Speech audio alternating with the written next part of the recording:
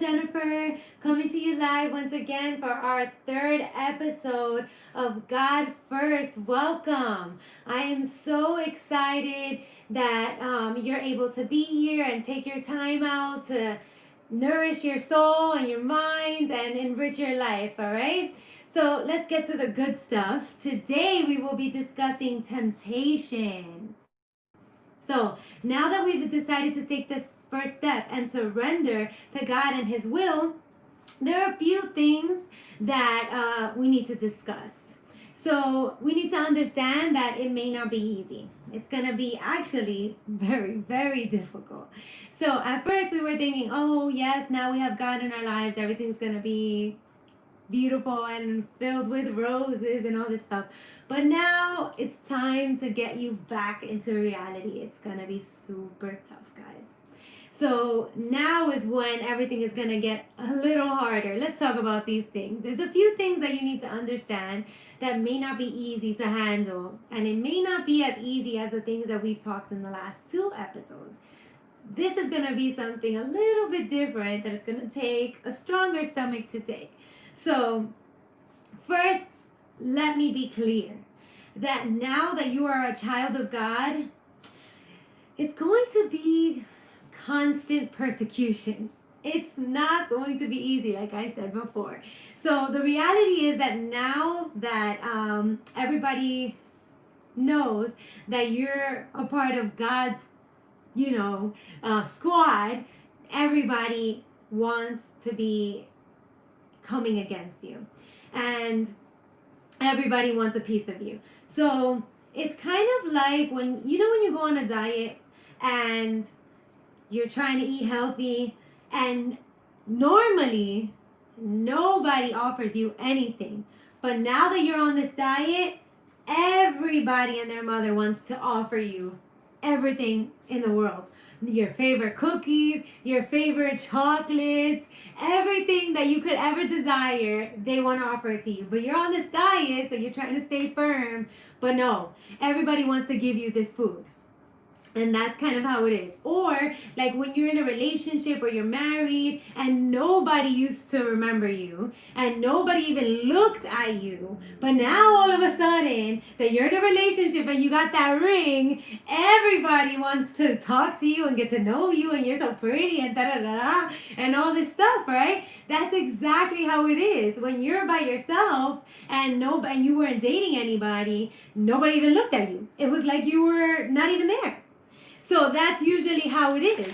And like before, if you were in the desert, there wasn't even anybody that will offer you a drop of water. But now, when you're in a diet, everybody wants to offer you all the food in the world. So it's kind of the same thing. When you're looking for God and you're focused on God and you basically have gained that relationship with God, then everybody wants a piece of you. And all the temptation is going to be everywhere, guys. So I'm just kind of preparing you, because now that we have basically set up that foundation where we place God first in our lives and we're following Him, we have to be aware of all the things that are going to be coming up against us. And we have to prepare for those things. So, believe it or not, this is the way that life works.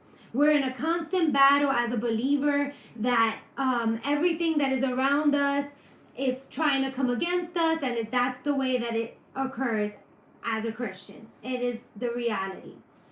So just imagine you're at a party, you're hanging out with your friends, it's a Christmas party. Everybody is around you, and you're having fun, everybody's eating and giving each other gifts, and you're looking around and you're just thinking, wow, this is so nice. I'm so happy. I'm with my friends. This is awesome. And then they start to bring out the alcohol. They start to bring out the drugs. And everybody is having fun. Next thing you know, you're holding up a cup of alcohol and you're next in line for that puff and pass, right? That's exactly how it happens. And so you're in that situation that you basically place yourself in, and you're having a great time, and you made a mistake. So you ask yourself, how did I fall into that temptation? Let's take it to the Bible. I know exactly who I am.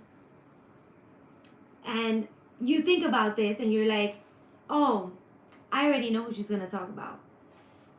So, the person in the Bible that we knew, and we learned about this since we were young, guys, is the prodigal son. Jesus was out, he was talking to all the people, he was telling them about all these parables, which he used very often. And all of a sudden, he brings up the parable of the prodigal son. I know that as a child, this is something that was taught to me since I was little. Okay, we talked about it, and I didn't really understand it as a child. Obviously, he's not thinking about those things. As a young person, again, it was instructed to me, and I remember feeling like, wow, this is an amazing story, and like I can relate to it so much, because as a young person, you kind of want to just go out and you want to experience the things of life. You want to be out there having fun and enjoying yourself. So, okay, let's talk about this parable. So it talks about basically the principles that every believer should uphold. And it talks about things that we should all have as a basis in our belief system. So let's study it. Basically, the story talks about a man who had 2 sons. And the younger son asked his father to give him his inheritance.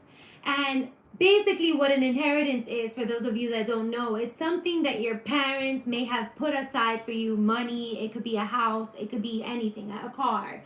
Something that they put aside for you, so when they pass away, and maybe sometimes they even give it to you before they pass away. When you reach a certain age, let's say you have an account in the bank, and when you turn 18, then you're going to be able to access those funds to be able to pay for college or a car or whatever else you want. So basically that's what happened. The father had this set up for his 2 sons, and the younger son was like, I'm done with this. I'm done with waiting, and I don't want to wait anymore for my inheritance. I want it now. So basically the dad was like, all right, what am I going to do? I'm going to give it to you. So he separated it between his 2 sons, and the younger son, after he had received everything that he deserved, he felt he deserved, and his father had set aside for him, he took it and he left. When he left, the Bible says specifically that he took his estate, he squandered his wealth in wild living. So it doesn't say specifically what he did. It just says wild living. But think about this. Wild living, what does it mean? In our day and age, if we think about this, wild living could be gambling. Wild living could be smoking, drinking, partying, going out with his friends. Imagine all of that. He went out, he had a blast, he spent all his money, he gambled, he went to Atlantic City or what's the other place? Vegas. And he went, he gambled, he drank, he went and enjoyed himself. He did drugs maybe, and he shared it with all his friends because he was living the good life. He was living his best life. All right. So he went out there and he had a blast. Anyways, after a while, the Bible tells us that the place was filled with famine, and he had used up everything that he had. At this point, he was poor, and he had 0 to his name. So he's like, oh man, I'm hungry. What am I going to do? So he decides to go to somebody that it was in the country, and he asked them if he can work for them. And they basically told him that he could work for them as the person that takes care of the pigs.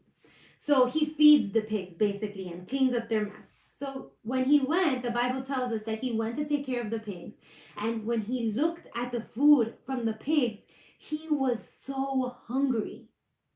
And he was like, oh man, I'm starving. I want to eat this food so bad. Like, it looks so good. Imagine that. Like, when you find yourself in a situation that you're like, I don't know what else to do. I want to just like go through the garbage and take out food because I'm starving. And the sad reality is that there are a lot of people that are going through this. There are a lot of people that are struggling. And I don't want to say that all the people that are struggling and having to go and live like on the street and they're in poverty all these people don't believe in God, because there are God-fearing people that are in poverty. And it's a sad truth. But the reality is that a lot of times we go through trials and tribulations that we may not understand. These are difficult things that we have to experience, that God has set up in his ultimate knowledge to teach us something. And so I don't want to say that their situation necessarily is because they sinned or whatever. It is for a specific reason that we may not understand, because there are things that happen that God sets up that we do not understand. And those are maybe things that we can ask him when we go up to heaven.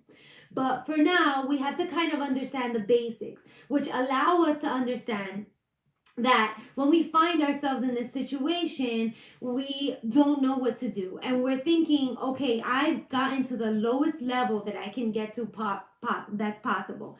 Think about this. I mean, you're in life and you're living all these appealing things, like you're participating in all these things that they may seem appealing and like they look like so much fun, and you squandered everything. You spent all your money. Now you have nothing left, just like the prodigal son. And so what did you gain? Now you're finding yourself in the situation where you're trying to be like these pigs. And basically you're living in the mud, or you're basically dirtying yourself in the mud just like these pigs. And so how can we use this for our lives? And we find ourselves in this situation where we've lost it all. Now we're alcoholics, drug addicts. We've lost all our money. We have gambling debts because maybe we took out loans because we became addicted to the gambling. And like we find ourselves in these situations. Perhaps you even went out and lived your best life and had a sexual relationship out of wedlock with someone, and now you're pregnant. What do? Now you find yourself in this situation, and you see that you participated in all these things of the world, and you became like all these people in the world that are suffering because they don't have God. So what do? So the younger son notices that he is in the mud and he is involved with all these pigs, right? So now he's thinking, what am I going to do? How am I going to like get myself out of this? And he's like, wow, if I go back to my dad's house, I could be living in luxury basically. And I don't know, is my dad going to forgive me? Is he going to accept me? And he literally says this. He literally says, my father is not going to forgive me for everything that I've done. I've basically like left my dad, and I just told him that I didn't even want to be around him. All I wanted was the money, and I wanted to leave. And a lot of times as young people, we do this. We have our parents and we have all these things that they have given us, that they have worked incredibly hard to provide for us. And all we're thinking about is, what can you give me? What can you give me? What can you give me? And when they don't give you what you want, all we do is rebel even more. So when you ask your parents, can I go to this party? And your parents are like, no, I don't think that it's a good idea. What do? You sneak out. Or you lie to them and tell them, I'm going to an after-school program. And in reality, you're chilling with your friends drinking. Don't think I don't know what you guys be doing. I know. I was young once too. So think about this, guys. Even though your parents don't know that you're lying and you're doing all this stuff behind their back, there's someone that is constantly watching you. And someone that is writing down all these things that you are doing. And when you have to face God in heaven, God forbid that he has to tell you, oh, remember that time that you went out because you wanted to go and hang out with your friends and you wanted to party and you lied to your parents? Remember that? Unfortunately, that was written down, and it's one of the things that is gonna not let you get into heaven. Do you want that? No, I don't want that. I want to make sure that I live a good life. I want to make sure that I don't fall into that temptation. But very often we fall into that temptation. I get it. It's appealing. It's something that we all want to participate in. Going to the parties, the Christmas parties, enjoying your time with your friends, trying that little sip of alcohol. What if I try that little bit of weed? Like, what is it going to do? Is it really going to be that bad? Why not? Why not try it? Well, let me tell you that those things lead to things that unfortunately are not going to be beneficial for you in the long run. And we can see that here with the prodigal son. It's clear. All those things, what did they get him? Did they get him more riches? Did they get him all these friends? Did they get him this life of luxury? Did he get that? No. The reality is that he was living the life of luxury before when he was with his dad. And because he decided that he wanted to go and experiment and experience, now he lost it all. So he finds himself in a situation where, if I go back, will my father accept me? And so he says, oh, maybe if I go back, I can ask my dad if I can work for him as a servant. And that way he will let me at least come back and I can at least have some food, because he took care of his servants. The father took good care of anybody that worked for him. So then he says, oh, if I go back, maybe my dad will accept me as a servant. And then he says, oh, I'm going to go back and I'm going to tell my dad that I'm sorry. And if he could please accept me to work for him and like give me some food because I'm starving. He's walking. Yo, he doesn't even get close to the house before his dad sees him from maybe, like, think about this, miles away. And the dad is like, oh my God, that's my son. And he's planning in his mind. The younger son is thinking, what am I going to say? Oh my God, what am I going to say? What am I going to say to my dad? How am I going to explain this to him? And he's thinking, he's like going through it in his head. How many times do we do this? Like, you're in trouble. You went out, you partied. You got really drunk. And you started doing some dumb stuff in the street. The cops came around. Oh no, they saw you. Not only are you drunk, but you're underage. Woo! Awesome. We're going to go and spend the night in jail. That's exactly what we're going to do. So now we're in jail, and now they're calling your parents to come and pick you up. So all the time that you were in jail, you've sobered up because you've gotten caught. And so now all the shock and the reality is coming to your mind. And you're thinking, what am I going to say to my parents to get out of this so that they don't go crazy on me and ground me for all of eternity? And you're thinking about it, and you're like, oh, okay, I'm going to say this. So the same thing happened with the prodigal son. He was thinking, and he's like, what am I going to say to my parents? And this is what he comes up with. So the Bible tells us in Luke 15:21 that he says that he's going to say, Father, I have sinned against you and against heaven and against you, and I am no longer worthy to be called your son.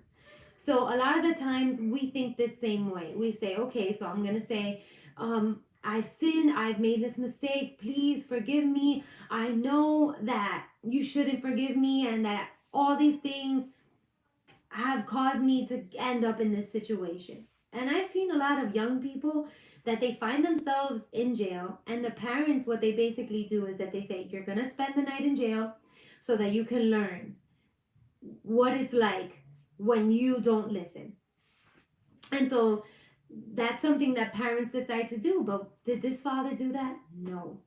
He saw his son and he said, I'm going to forgive you. Come. And he basically, this is exactly what he says. So the son says, Father, I have sinned against you and heaven, and I am no longer worthy to be called your son. But the father said to his servants, quick, bring the best robe and put it on him. Put a ring on his finger and sandals on his feet. Bring the fattened calf and kill it. Let's have a feast and celebrate. For this son of mine was dead and is alive again. He was lost and is found. Wow, that's amazing. How many of us would love it if we did things and we made mistakes and our parents just said, you know what? It's okay. I'm just happy that you're good. Let's have a party because you came back and you asked for forgiveness. We would love that. And a lot of the times as parents, it's very hard for a parent to just be like, oh, whatever, because we're thinking this child's life is in my hands. And if I don't teach them a lesson now, if I don't show them how their ways are going to cause them harm, then they're going to continue to make these same mistakes. And in this story, the prodigal son, he learns his lesson. But as human beings, this temptation is constant. It's not just in this moment.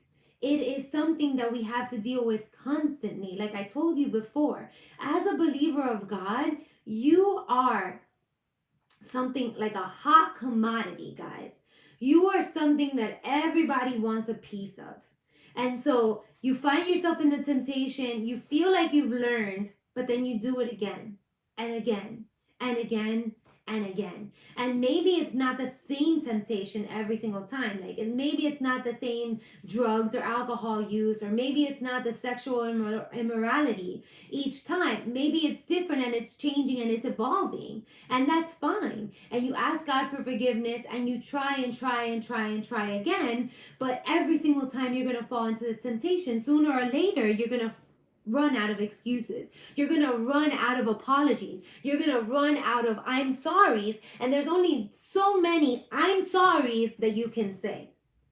Even though the Bible tells us that the Lord is going to forgive us a numerous amount of times. He's going to forgive you every single time that you make a mistake. And that's fine. But after a certain amount of times, that forgiveness, that I'm sorry, might not mean the same as when you first did it. It's going to be different. And so there has to come a moment where you hit that lowest point and you recognize that, man, I really need to change. I really need to dedicate myself to God. And that is what we're trying to do now. We're taking the steps so that we can live the best life as believers in Christ. I get you guys. I am in the same boat as you guys. I am constantly tempted at work when I hang out with my coworkers. I'm tempted. I want to be a part of it and I want to enjoy myself with them. But I think about that. What I think about is that those things are not going to give me anything beneficial. Drinking is not going to give me anything beneficial. Smoking is not going to give me anything beneficial. In that moment, maybe it feels good drinking or smoking in that moment. But it goes away. In that moment, going into that sexual relationship with that person might feel good. It might feel satisfactory. But then after, the consequences that come with it, are they going to be good for you? Is it going to be something that is going to be beneficial for you? All those smoking cigarettes because you wanted to smoke with your friends because it looked cool. Is that going to be beneficial for you when you get that lung cancer or lung disease, or your you can no longer talk, or you have to have that hole that you've seen on TV, those people that are smoking, that they get that? Like, is it going to be beneficial? Listen to the advice that even the world is giving you to tell you to stay away from all these things. Like, because in the long run, all these things are just going to bring you to that pig pen. Like the prodigal son found himself dirty and filled with all this mud everywhere, when he could have been in the lap of luxury with the Father. That's how you guys have to think about it. I could be living my best life with God, because, to be honest, I don't really participate in a lot of things. I've gone to maybe 1 or 2 events at work, like a social thing, that have been because of holidays. And I stay for a limited amount of time. And the second everybody starts doing all their stuff, I leave. And it's not because I don't like them and I don't want to hang out with them. They're nice people. But our beliefs are different. And I pray for them. But at the same time, I recognize that staying there is not going to do me good. And so I encourage you guys to do the same thing. If you want to go and hang out with your friend, that's fine. But the second that things start changing and start going to things that you know are not going to be beneficial for you, it's time for you to walk away. It's time for you to know and understand, as a believer, as a Christian, what is your breaking point? What is a moment that you feel like, this is too much for me? Let me remove myself from the situation. That is going to be what's going to help you get through this. That is going to be the difference this time. This is what's going to be the game changer. We learned we're going to place God first. When we place God first, he helps us find these strategies that are going to help us stay away from this temptation. So you would think that when the prodigal son returned to his father, the father was going to be like, oh, man, let me confront you with all the mistakes that you made so that you learn. But he didn't. Why? Because the Father, which is Jesus, he's teaching us through this parable that he's going to accept us no matter what. God forgives you completely, and he recognizes that you've done something wrong, but you recognize that you did something wrong. And what did you do? You asked God for forgiveness. You decided that you're going to make a change, and you decided that you're going to go back to the Father and you're going to ask for forgiveness. And let me tell you something. This is something that's super important, and I really want you guys to focus on this. A lot of times we sin. We fall into that temptation. And what do? We come back, we ask God for forgiveness. But do we forgive ourselves? No. We take it to church with us and we say, you know what? I don't want to participate in the praise and worship. I don't want to do my job as a camera person or a sound person because I sinned. No, the second that you ask God for forgiveness, go back and do what God called you to do, because that's what's going to help you stay firm. That's what's going to help you make the difference. Do what you have to do. Get up on that altar and sing for God and show him that you are really going to change. Because when you're constantly thinking about that sin, you're dragging yourself down. You're not allowing yourself to reach your highest potential. You're not allowing yourself to grow. And we want to change. We want to grow. We want to be different. What does the Bible tell us? In James 1:14, he says, but each person is tempted when they are dragged away by their own desire and enticed. Then after desire has conceived, it gives birth to sin. And sin, when it's full grown, gives birth to death. Don't be deceived, my dear brothers and sisters. Every good and perfect gift is from above, coming down from the Father of the heavenly lights, who does not change like shifting shadows. He chose to give us birth through the word of truth, that we might be a kind and first fruits of all he created. That is so clear that I don't even have to explain it, guys. It's so clear. When we fall into temptation, we are stepping away from all these blessings that God has given us. When we can be getting all that good stuff from heaven, that joy that only God can fill. If you feel that emptiness within you, I'm telling you that only God can fill that. Only God can fill that void that you feel like you have in your life. And at that point, where you allow God to take full control, then you no longer want to be a part of those things. You no longer desire to drink. I don't want to drink. I don't want to smoke. Like, I literally don't. And it's not something that appeases me. It's not something that is appealing. It's not something that I want at all in my life. Because I know that God's presence, feeling God, having him in my heart, being able to enjoy all the benefits that God gives is greater. It's better than all that nonsense, guys. It's gonna give you something that is eternal. God's water and fruit and that amazing word of life that he gives us is everlasting. It's something that is going to be with us forever. That little bit of alcohol, that drug, is only going to give you that sensation for a little bit of time. But God gives you the ultimate high constantly. He's going to be with you at all moments. Trust me, guys. Let's put this into practice. Let's work together to do this right this time. We can be strong and faithful believers in Christ. We can do this together. Let's get together and do this, guys. Let's put all these principles in practice. We're going to continue to learn about all the principles that are going to help us to grow. So I want to thank you guys for watching another episode of God First. I hope you guys enjoyed it, and I hope you guys are able to join us in every third Saturday of every month. And if you like this video, please remember to hit like and to subscribe, and please feel free to follow us in any other of our social media platforms. And I hope that you continue to stay informed so that God continues to bless your life. From me, Jennifer, I would love to say we love you so much. From Open Heavens Ministry, I want to send out hugs to all of you guys, and I hope that God continues to bless you. Kisses. God bless you guys.